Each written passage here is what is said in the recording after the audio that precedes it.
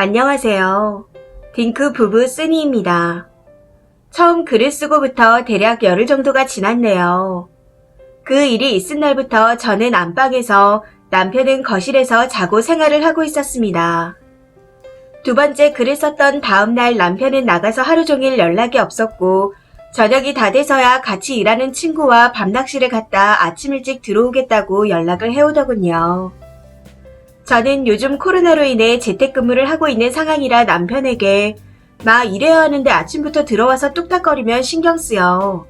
가뜩이나 컨디션도 안 좋은데 신경 쓰면 머리 아프니 시댁에 좀 가 있어. 하고 말했었죠. 시댁에 가서 시부모님께는 알아서 잘 말하라고 했고 본인도 알겠다고 했습니다.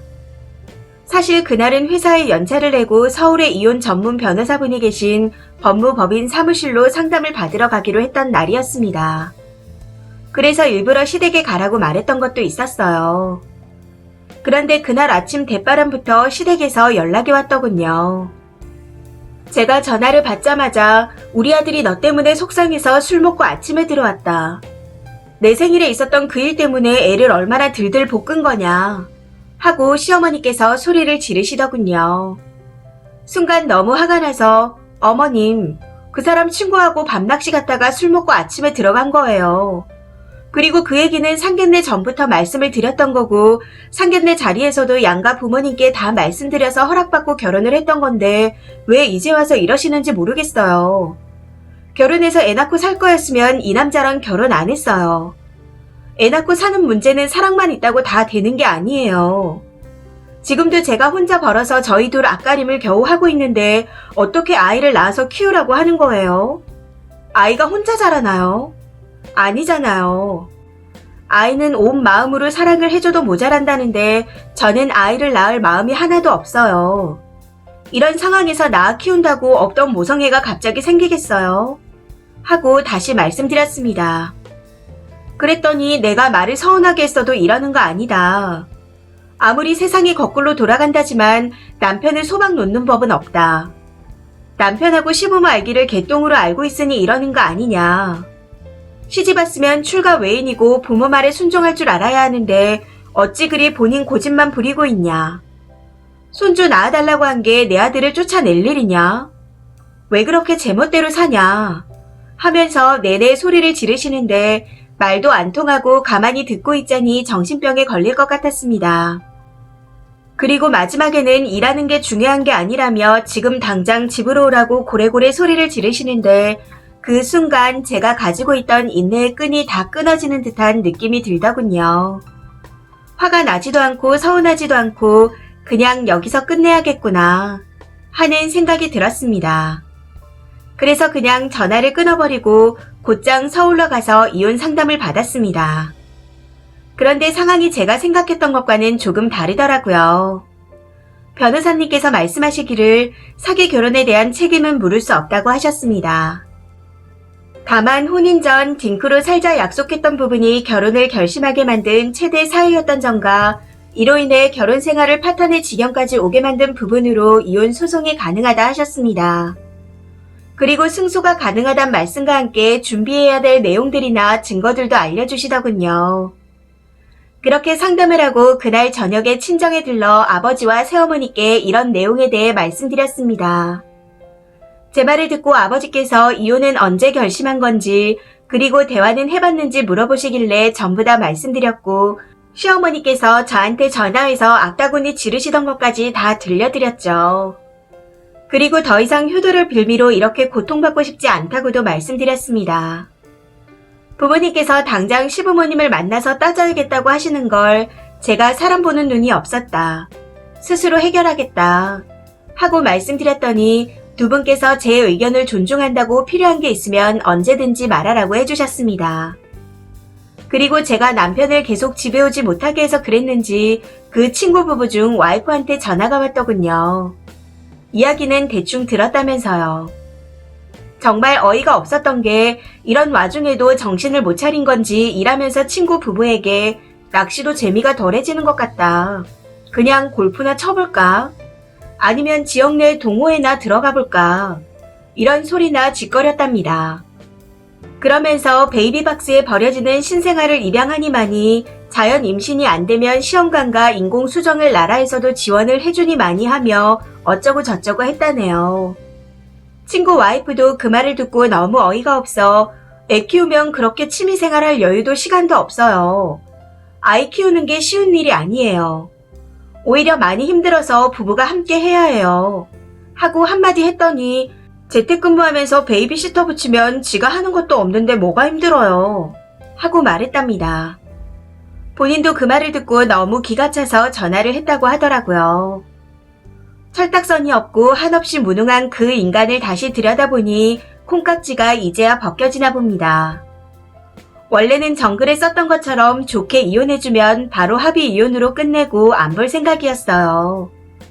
그런데 남의 감정은 하나도 관심이 없고 미안한 감정마저 없는 소시오패스 같은 인간이 저런 생각들을 하고 다니는 걸 듣는 순간 생각이 바뀌었습니다. 다시 마주치기도 싫어진 마당에 끝까지 가볼 생각이에요. 가진 게 개털이라 위자료 받기는 힘들겠지만 지금은 어떻게 해서든 끝을 봐야겠다는 생각뿐입니다. 남편과 대화했던 것과 시어머니가 악다구니 쓰며 소리를 지르던 녹취본은 속기사 사무실에 의뢰를 해놓은 상태이고 결혼 전에 카톡과 문자들도 다 캡처해서 인쇄를 해놓았습니다. 내일 다시 변호사님을 만나뵈러 가려고요. 후기를 올려달라고 하셨는데 아직 진행된 건 이 정도뿐이네요. 이게 마지막 글이고 글은 안 지울 겁니다. 힘들 때 와서 읽고 그때 기분을 잊지 않으려고요. 실제로 딩크로 사시면서 있었던 일을 댓글로 써주셔서 위로도 많이 되고 반대의 의견들도 있어 저런 생각을 할 수도 있구나 하면서 다시 한번 생각을 해볼 수도 있었습니다. 그리고 간혹 입에 담기도 힘든 말들을 써가며 비난하시는 분들도 계시던데 그분들께 한마디 덧붙입니다. 가진 거 아무것도 없는데 여자한테 빌붙어서 잘 먹고 잘 살다가 여유로워지니 딴 생각하는 남자한테 감정이입이 잘 되시나 봐요. 남의 등에 빨대 꽂아서 살아볼 생각하지 마시고 스스로 개척해나가는 삶을 사시길 바랍니다. 긴 글 읽어주셔서 감사합니다. 댓글입니다. 첫 번째 댓글. 남자가 아주 개차반이네요. 아내 덕에 먹고 살만해지니 지 능력이 좋아진 줄 아는 놈 같아요.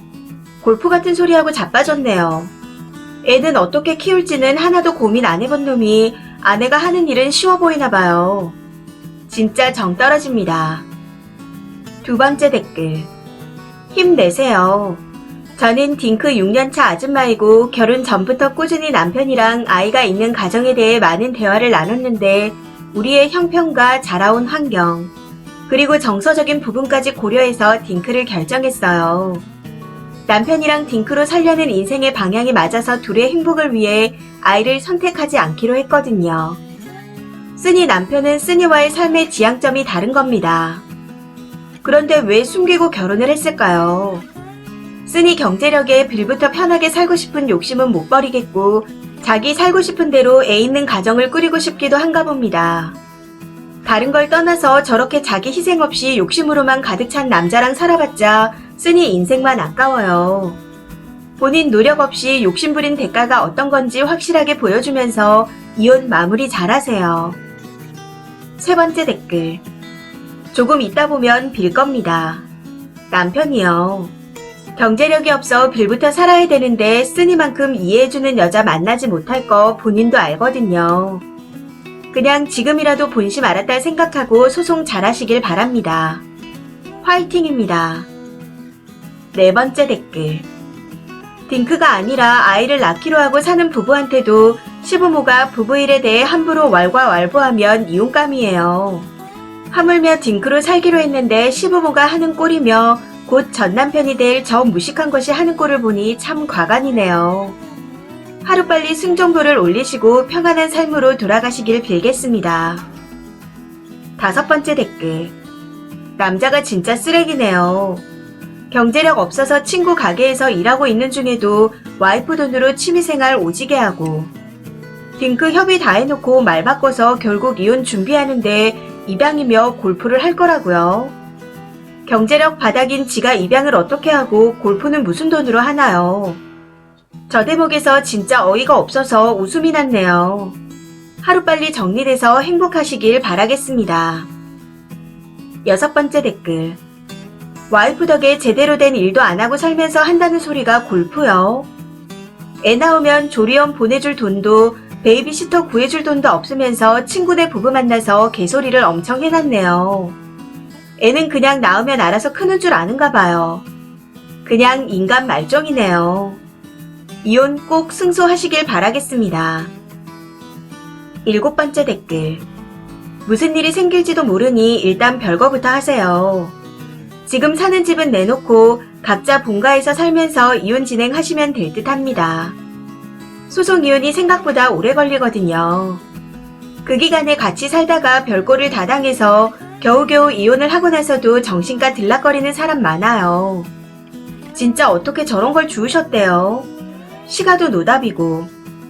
저 녹취록으로 시어머니에게도 혼인 파탄 책임을 물어 위자료도 뜯어낼 수 있을 겁니다.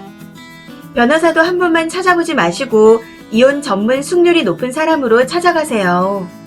건투를 빕니다. 이 사연은 여기까지입니다. 시청해주셔서 감사합니다.